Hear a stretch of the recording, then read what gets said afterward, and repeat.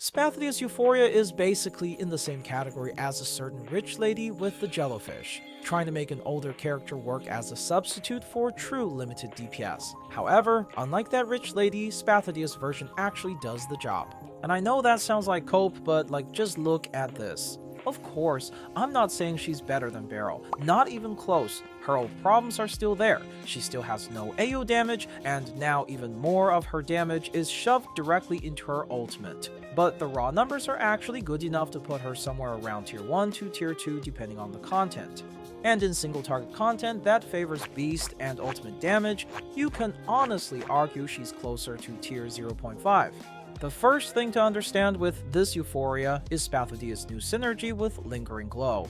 A huge part of Lingering Glow teams is stack generation. With Beryl, she has Halo, which is her unique burn mechanic that helps the team stack faster.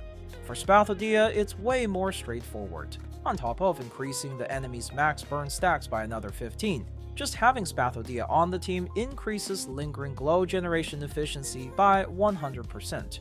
Yes, a full 100%. And that's actually enough to make up for not having Halo. Her ultimate also starts scaling with Lingering Glow stacks. For every 10 stacks of Lingering Glow, she gains an extra 5% of the ultimate's base damage multiplier. So at 750 Lingering Glow stacks, her ultimate reaches 475% of its original base multiplier. At P0, that becomes a 3325% reality damage ultimate. And we're still not done. For every stack of burning on the target, Spathodea's ultimate also gains 2% ultimate might. And with the full Lingering Glow team, the max burn stack is way higher than just 30. Spathodea adds 15, Lawrence Butterfly adds 20, and Marsha adds another 5. So in total, you can reach 70 burn stacks on the enemy. That's 130% ultimate might. And no, we're still not done yet. Her Euphoria also rewrites Spathodea's buff effect. Before, it was basically a generic one-time crit rate boost. Now, the crit rate does go down from 15% to 5%, but it also gives her 3% attack per stack, up to 30% at 10 stacks.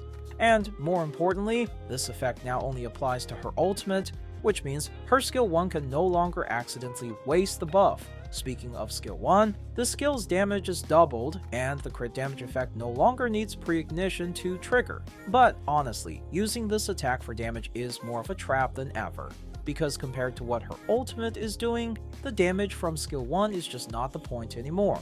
That said, the skill is not useless, because now it applies a stupid amount of burns. Spathodea's passive used to apply 4 stacks of burning, and only if her attack crit. Now it no longer needs to crit, and the burn application goes up to 6 stacks. On top of that, skill 1 itself also applies 2 stacks of burning, so that's 8 burn stacks from a single skill use. Which means one skill 1 can set up another 16% ultimate might for her next ultimate. And you can actually use this right before her ultimate safely, because Spathodea also gets 2 Moxie storage now, which lets you use her skill at 5 Moxie without wasting. Overall, Spathodea's Euphoria is pretty simple on paper, but actually playing her well is a different story. There are quite a few small things you need to pay attention to if you really want to maximize her damage. So I'm going to use this example run to explain the rotation. On turn 1, your first priority is the same as usual. You want to use buff cards, so Lawrence's buff card reaches at least rank 2 and preferably rank 3.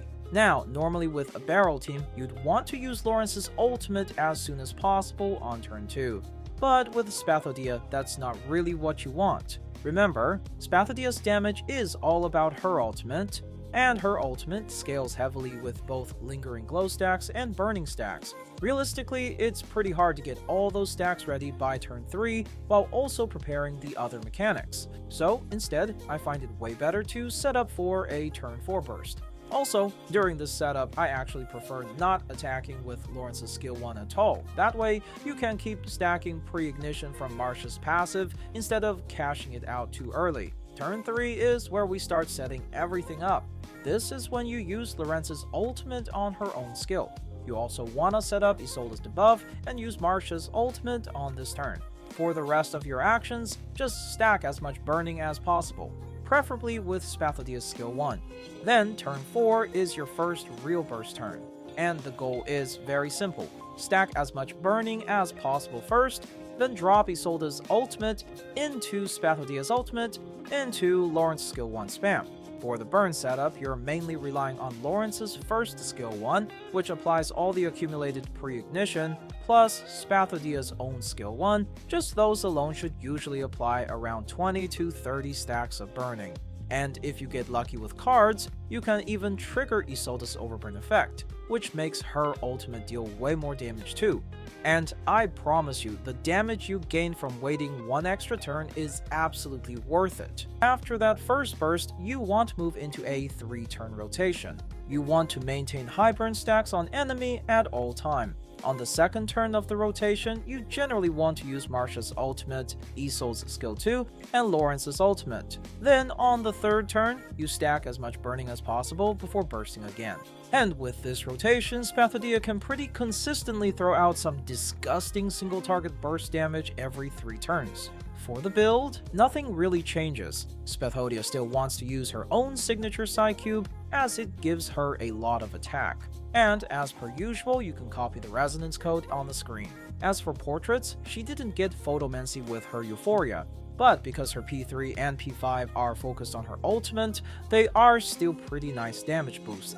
That said, I am not telling you to chase them. They are nice if you already have them, but they are not something I would recommend pulling for right now. And yeah, that's basically it for Spathodea's Euphoria guide. Personally, I'm pretty happy with this Euphoria. It's not just a raw number buff, it also reimagines the purpose of her skill 1 and skill 2, and gives her a much stronger identity as an ultimate burst DPS. But that's just me.